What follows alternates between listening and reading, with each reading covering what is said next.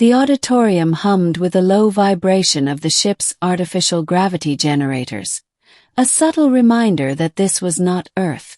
Hundreds of beings from a dozen worlds filled the amphitheater, their bodies of fur, chitin, crystal, or scaled skin arranged in orderly tiers. At the center of it all stood a tall, glassy-skinned being whose translucent form shimmered faintly under the soft blue lights.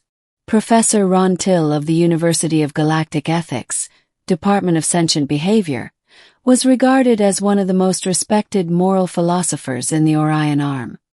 His course, Ethics Across Species, a comparative study of violence and compassion, was famous or infamous, depending on who you asked. And today's lecture had drawn special attention. The humans were here. They sat together in a cluster, 37 of them, in plain gray academy uniforms. They looked small compared to the towering reptilians or the multi-limbed Arthrinians, but there was something about the way they sat, upright, relaxed, confident, that made them seem somehow larger than they were. Ron Till raised a spindly limb for silence. His voice, transmitted telepathically to each student's translator implant, resonated like a calm ripple in their minds. Today, he said, we will discuss the concept of moral burden, specifically, the act of killing. A faint rustle spread through the audience. Many species found the topic distasteful, though academic. In preparation, Ron Till continued, you were all assigned to read the comparative history of violent conflict across your species. I trust you have done so. The professor's bioluminescent eyes shifted to the human cluster. Now, he said softly, a simple question. Who here, among any species represented, has personally ended a life?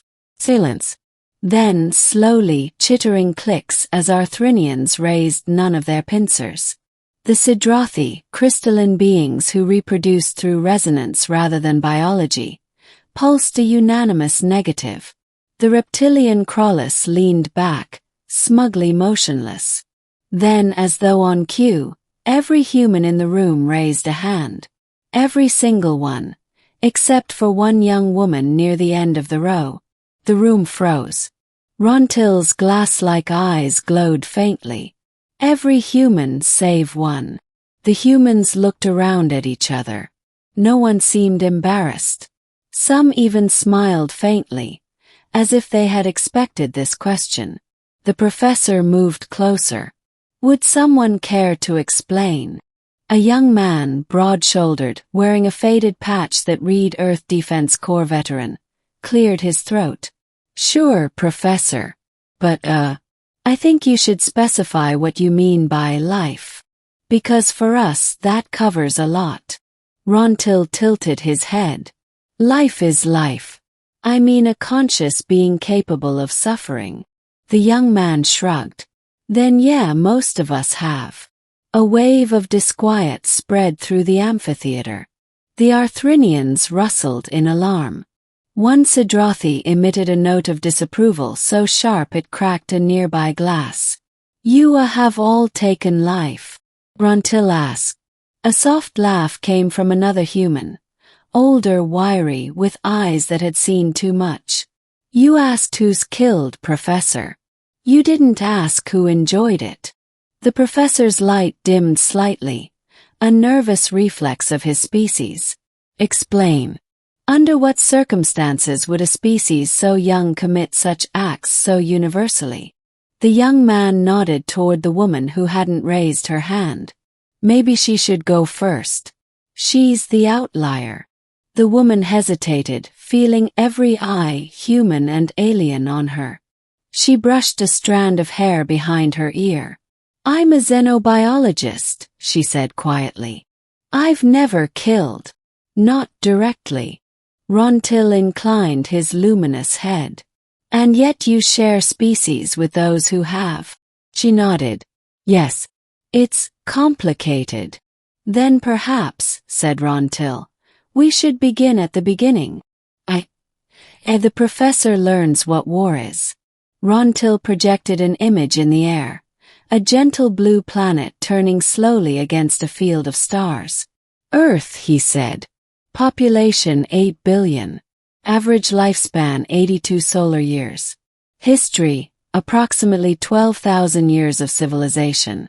Over 4,000 documented wars. He turned toward the humans. Your world is extraordinary, abundant, diverse, and yet you have shed oceans of your own blood. Why? A man with the scars of old burns across his neck answered quietly. Because we had to. Another added. Because we could. A third. Because sometimes there wasn't a choice. Rontil blinked slowly. No choice. The first man leaned forward. Professor, on our world, everything fights to live. Every creature, predator, prey, microbe. Even the trees compete for sunlight. Our ancestors grew up surrounded by things trying to eat them. Killing wasn't evil. It was survival. The Arthrinians clicked in confusion. But you have evolved. You possess technology. Reason. You could choose peace. The human nodded. We do choose it. But peace is expensive. And it doesn't stay bought. The room grew still. Rontil looked around. His translucent form shimmering with intellectual unease. But surely you no longer kill each other. Not in this age. Several humans exchanged glances. Some smiled. Others looked away. One of them, a woman with the insignia of a Martian colonial police force, spoke. We still do, Professor. It's rare and tragic, but it happens. Murder, defense, war. The methods change, but the root doesn't. Then why, Rontil asked slowly, does she, he gestured to the biologist, not share this experience? The woman looked down. Because someone like them, she nodded toward her fellow humans, killed so people like me wouldn't have to. The silence that followed was heavier than gravity. To the experiment. The next day, Rontil requested a demonstration. He wanted to see this human relationship with violence. It was, he admitted to himself, both horrifying and fascinating. A species so advanced and yet so intimately comfortable with death. The humans agreed. Under supervision, they set up a simulated scenario within the ship's holobay. The professor and his students gathered as holographic terrain shimmered into existence. A ruined city, smoke rising from shattered towers. Robotic drones, programmed as hostile aggressors, moved within the simulation. A human named Alvarez, small, quiet, a medic by training, took the lead. We'll run a rescue scenario, he said. We go in, extract the civilians, neutralize hostiles if necessary. No real harm. Rontil floated closer. And if the hostiles were sentient? Alvarez hesitated. Then we'd try to reason. But if reasoning fails, we act. The simulation began. The humans moved like water. Coordinated, decisive, efficient. The alien students watched in stunned silence as, within minutes, the humans had cleared the area, disarmed the hostiles, and rescued the holographic civilians. The professor noted something strange.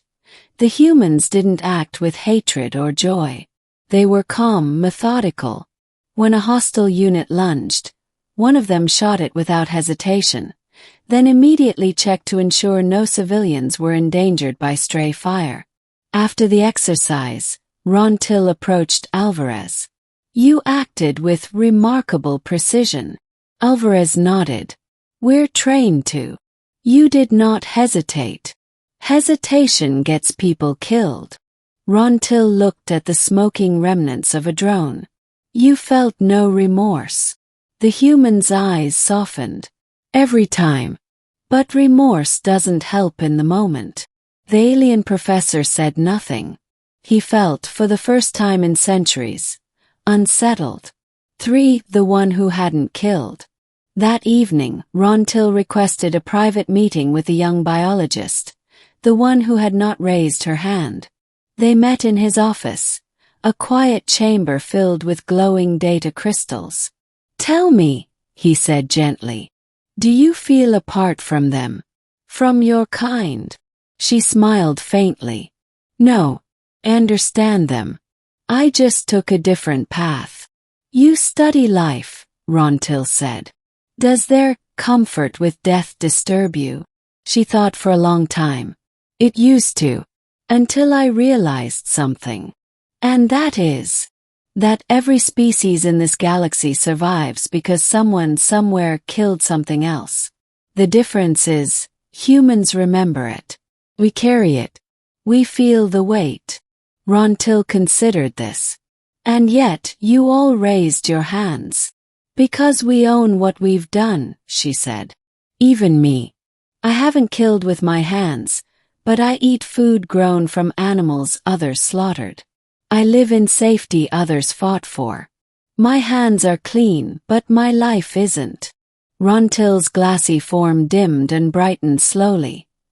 His species equivalent of a sigh. "You claim guilt for what others have done." "Not guilt," she said. "Gratitude. For the truth beneath the question." The next day, Rontil stood once more before the class. "I have asked," he began, "who among you has killed? The answers have disturbed me, but they have also enlightened me." He gestured toward the humans. "Your species is paradoxical. You possess empathy so profound you weep for strangers, yet you can destroy without mercy when threatened. You speak of peace, yet train every generation for war.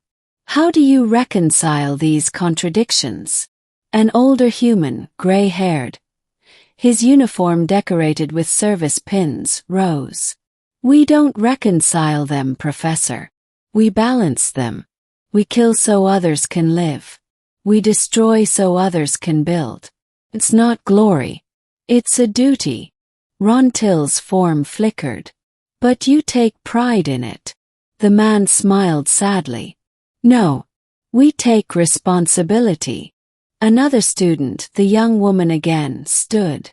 "Professor, when you asked who has killed, you wanted to test our morality. But maybe you asked the wrong question." "Oh," she nodded. "You should have asked, who here regrets it?" The silence that followed stretched long and heavy. Then, one by one, every human raised a hand again. Every single one. Rontil stared at them. His thoughts a whirl of light and reflection. These creatures, violent, flawed, sorrowful, carried within them a burden that no other species in the room could comprehend. He finally understood. They did not celebrate killing. They carried it. Like a scar. One that reminded them never to forget. The epilogue, the lesson. Years later, the lecture became legend. Students repeated the story of the day the alien professor asked, "Who here has killed?"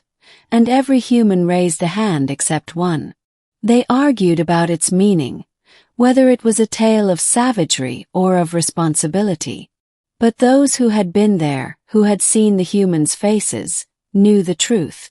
Humanity was dangerous, yes, but it was also compassionate beyond measure. For no other species in the galaxy could look upon its own darkness so clearly, and still choose again and again to reach for the light. And sometimes that was the price of peace.